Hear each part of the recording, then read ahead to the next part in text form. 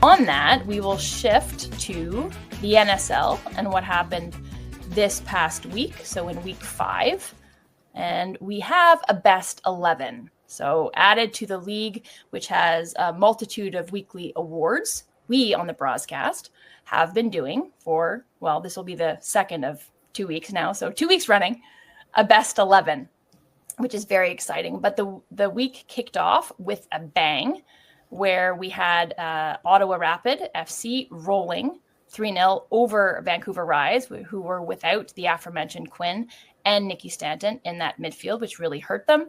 And then on the weekend, in the match that I covered, AFC Toronto visiting Halifax Tides, who got their first point the weekend prior, but are still looking for their first win. They lost 1-0 after an early goal. Nikki Small, again, a really great performance for AFC Toronto, crossed from the right-hand side and finished precisely by Barnett. And then we had a historic goal by Janaea Robertson, so their first ever goal at home at McMahon Stadium, to hand the Montreal Roses their first ever defeat. So it's looking like, and here I'll pull up standings here so far. Beautiful faces will go away for just a moment, dear viewer.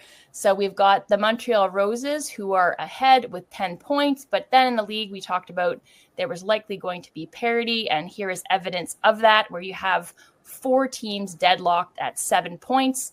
And the Halifax Tides so far on the 1 lowly point. But I think they're moving in the right direction. But maybe AC, just because we haven't heard from you yet, your impressions so far before we dive into the best 11 of week 5. Yeah, I mean, 3 shutouts. I think that kind of speaks to teams getting it together defensively for sure. I think the first few weeks were marred by like nerves and some errors that would be uncharacteristic in any other situation.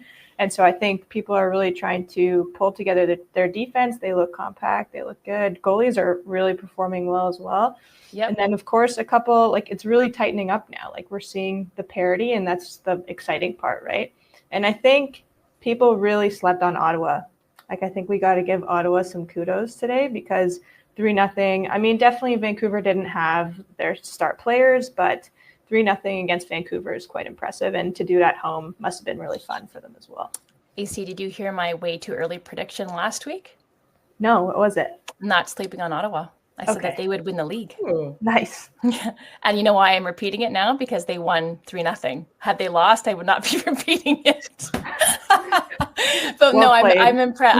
I'm impressed so far with what Katrina Peterson is doing, not only in her match day fits, but in how she's lining her team up, and they look great on both sides of the ball. Really commanding performance over Vancouver. Shireen, you have been traveling. I would also like to get, before we get into the nitty gritty, your impressions so far. Who has stood out? Like if you have a moment so far, aside from the inaugural match, a player, a moment, a sequence, a goal, something that stood out to you.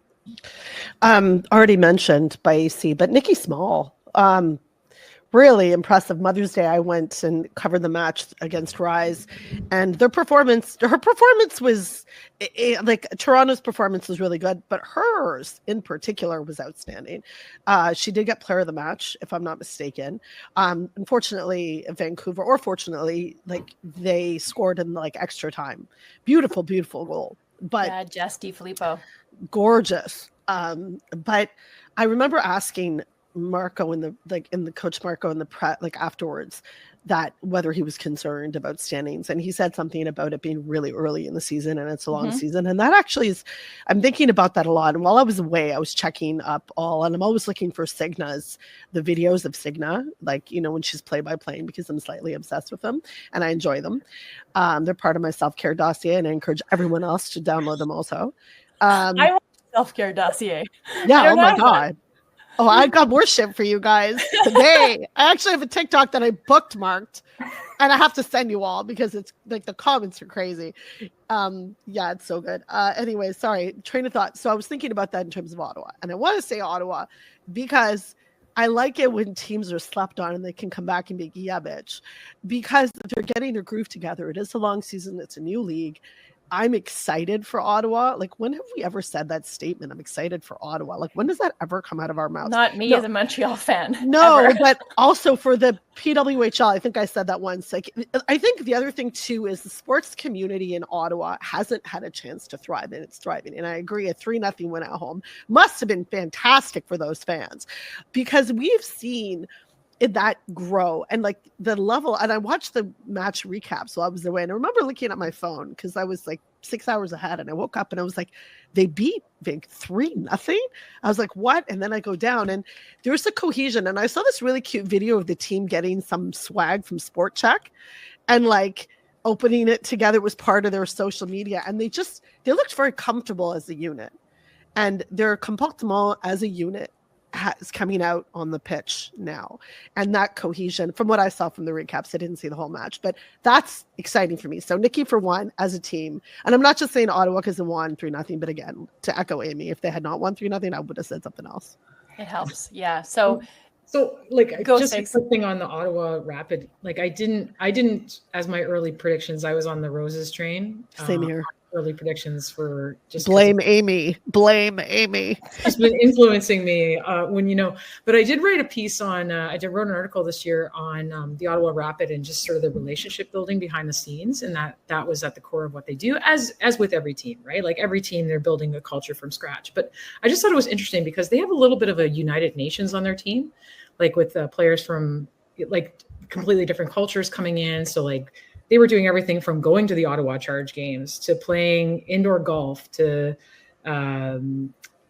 doing like funny video presentations of each other at this cottage that they went to in Quebec to go snowshoeing. Like, they did all kinds of stuff just to get everybody acclimatized. And it's still at the core of everything that they're doing. That was the message from Christina Kiss, their sporting director, and from Katrina Peterson. So I think it's playing off on the pitch for sure. And having a player like Desiree Scott as your captain, as the glue of the team, who's basically like a secondary coach on the pitch. I just think it's like they've got a lot of magic going on right now.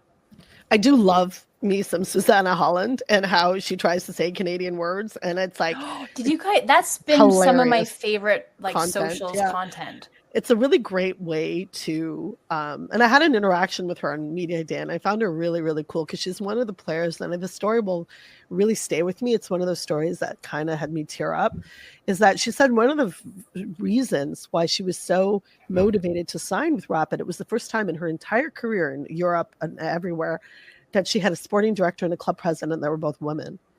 And she's from Norway. They don't joke around about equity and gender equity. So like, I just love that story. And I was like, yeah, Ottawa. Yeah. Yeah. So for anybody who hasn't seen that social media clip, it was like an extended one where she's asked about Canadian slang and expressions. And my favorite one was she's asked about a 2-for. She's like, 2-for-1 offer? I don't know. And it's brilliant. And it's just the tip of the iceberg because like she's got great answers for all of them. But just without further ado, let's immediately get to our best 11 for week 5. So this is just so we're clear. Last week we presented our individual ones. This week is as if AC, Signa, and myself, Shireen was traveling, so you didn't submit one, but I took all of those ones and asterisk, not scientifically, kind of put them in an aggregate, and then this is what we got when I put them through my brain / computer. So graphic, also excellent. Yeah, this is very impressive, Amy. I won't tell you how long it took me. I'm getting better on Canva, but it's not something I'm naturally good at. So maybe in lieu of us going through each player one by one, maybe AC, why don't you kick us off? Maybe you pick a couple of players that maybe either you submitted that you want to lean heavily on here, or who have made an impression on you just this past week of play. Okay. Yes, I will start with Colby Barnett, obviously the goal scorer for AFC Toronto this week, but I find she's been immensely impressive throughout the season so far. She's put in a lot of effort. Like, her work rate is very high, and she was finally rewarded with kind of her first goal. I just really like her dynamic play. Like, she is all over the pitch. I don't know how wingbacks do it. Like, and very, very good cardio. Clearly, she is all over the place. So that's my first one. And then I picked the goalie, Molly Erickson. So I that stand back up for a corrected. sec. I thought Dagenet would be their starter. I put that in my piece to start Yeah. the season. And then Tracy Viancourt was like, I don't know. And I was like, oh, okay. So Molly Eriksson does have the start. She has a really interesting trajectory in terms of her career. She was a Swedish youth national team player. She most recently was playing in League One, Ontario, and coaching at McMaster. And she's doing her PhD. So cool. But yeah, shutout this week. I really enjoy watching her play. She's so calm on the ball, clearly directing the players in front of her. So yeah, those are the two that I'll start with. Go Molly. Yeah, I love it. And, you know, also we spoke about the parity, right? We saw the table before, those 4 teams that are locked at 7 points. I think you're seeing it from week to week, the dominance of one team versus another. And obviously this week it's Ottawa heavy because of that really emphatic win. Did you want to have a go here, Sigs? Pick out maybe a couple of players that stood out to you? I called the Ottawa game against the Rise. And I mean, I've called a few Ottawa games this year. And DB Pridham is like, watch out Golden Boot. Like, not just saying that because she's got 3 goals and that's obvious. But like the hunger that she has towards goal, to win a ball back, to go at defenders, it just doesn't matter. Like she just has, like I think that's an underrated signing that Ottawa had right off the bat. And then I want to pick someone else who's not an Ottawa player, just so I don't sound, I actually had a hard time deciding. Like I picked Maggie Doherty-Howard because I just think the leadership that she provides, the service she provides, the veteran, just that professional savvy that she has in the midfield for Calgary has been a pleasant surprise. But the other player that I thought was really good this week and wasn't on my list was Jacqueline Savitsky. I thought she's really starting to find her footing. So I wouldn't be surprised if she makes one of our 11s the next little while. Yep, love that. Shireen, did you want to take a look at this 11? Do you feel like you're informed enough? I said Nikki. I didn't see all of the matches, but I did watch a lot of the replay, and I got some behind the scenes commentary. Molly's performance was fantastic, and one of the things that I think is going to make a really big impact at this point, particularly when 4 of the teams are in that neck to neck competition, they're tied for points, is goalkeeping. Yep. I think that we're seeing some really young, and I love the word hungry when it comes to soccer, and I think it's a word that it should be technically appreciated, is that hunger, and particularly from keepers. Like I've known Annika Toth, like she actually trained with my kid, and Molly played League One with my kid. And Molly, and AC said it, she's doing her PhD. She's actually an incredibly well-rounded, very scholarly, but measured young person. Like she really is. And her performance is because she played with Sweden, and they're very tactical and they're very methodical and mechanical in the way they do things.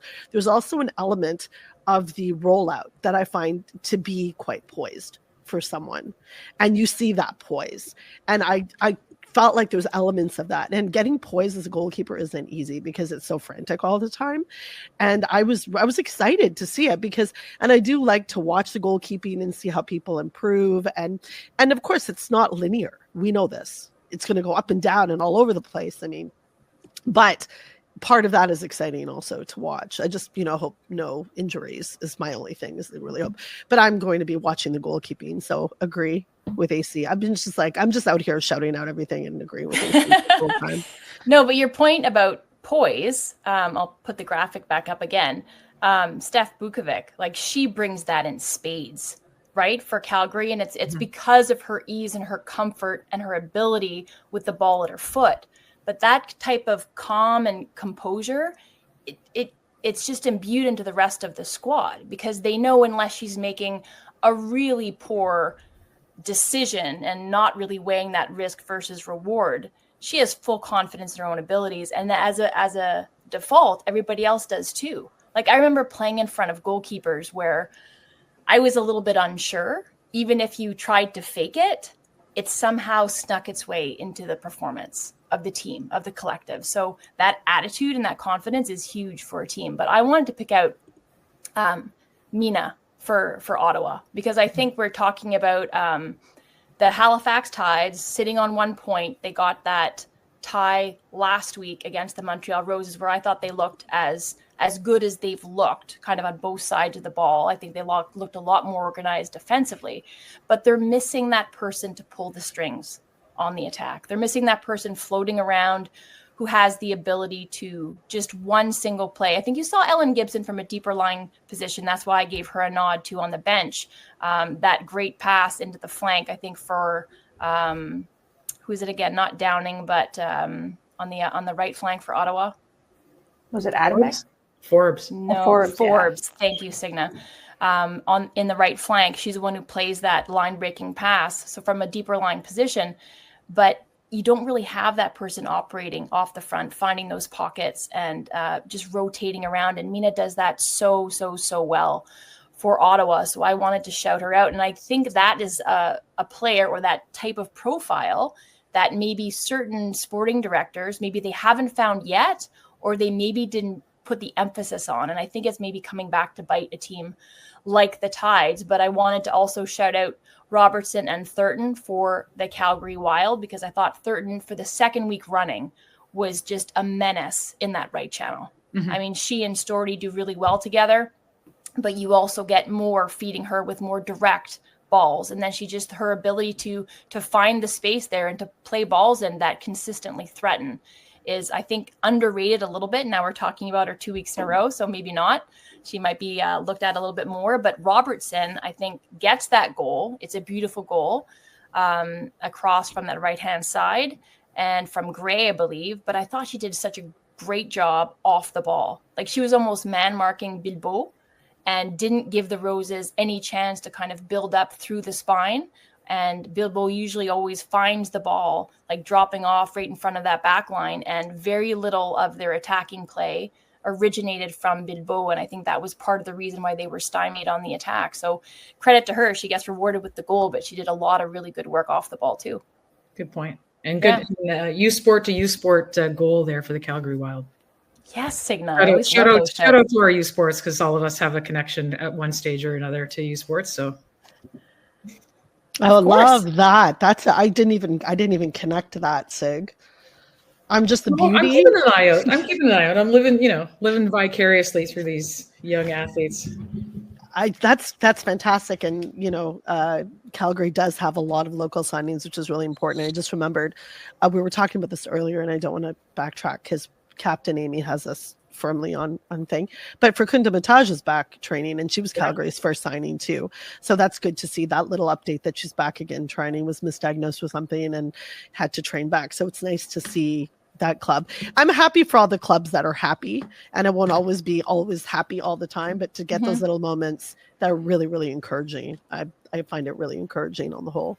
Yeah, I think the team that does end up on the top or having a successful year across those 25 games is going to be the team and the manager and the roster that manages those ebbs and flows, right? And it might be in the way of results, or it might be in the hand that you're dealt because of injuries and setbacks and things like that. And it's how are you dealing with it, and what teams are equipped to navigate that the best will probably end up finishing at the top of the heap by the end of the season when all things are said and done. But just to end, we'll just do a quick around the horn here.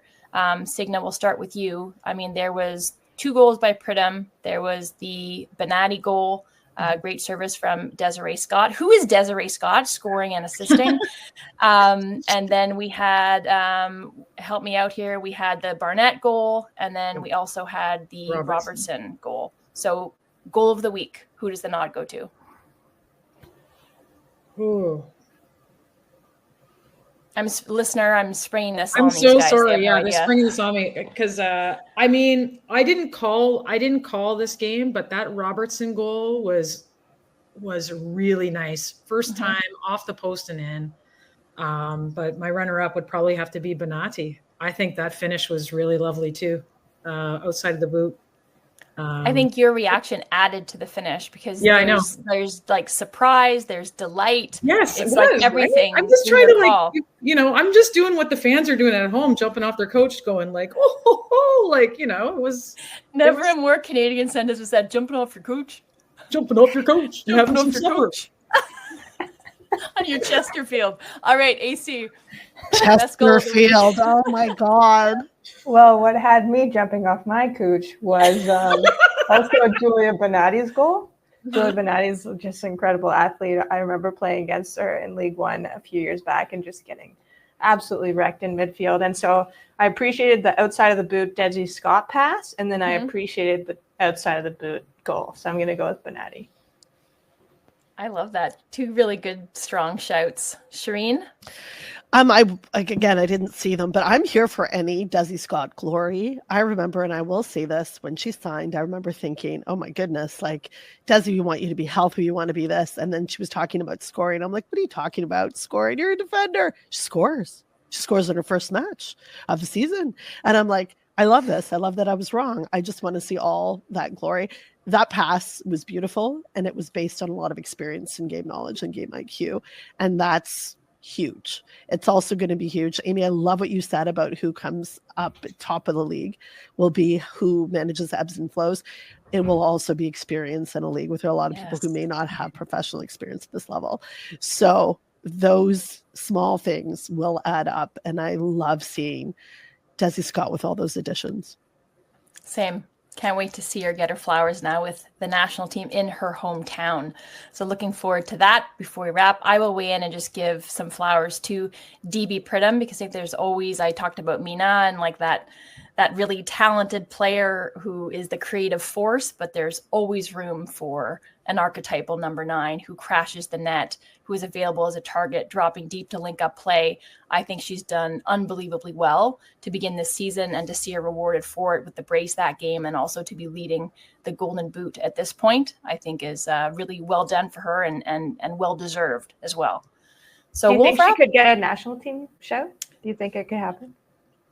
It could. What do you think about the balance of profiles, though, across that front line or that in that attacking depth for Casey? If an injury pops up, I don't know. I think it's interesting. And AC, I don't know whether you noticed this post-game interview that she had the other day, but she said, or maybe it was a pre-game interview, and she said it's so great to be back in front of my family, because of course I have Canadian roots. Like, she basically was pointing it out. And I'm like, ooh, hammer it home, DB.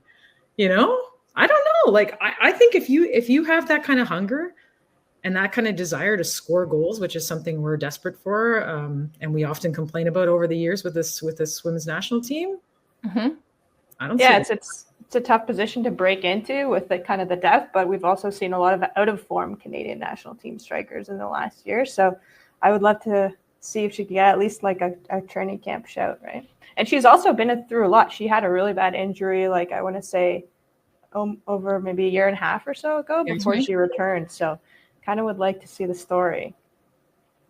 I'd love to see that too. Would you say the most similarities that she has, or like a player that she would compare to the most readily, would be in Evelyn Vienne?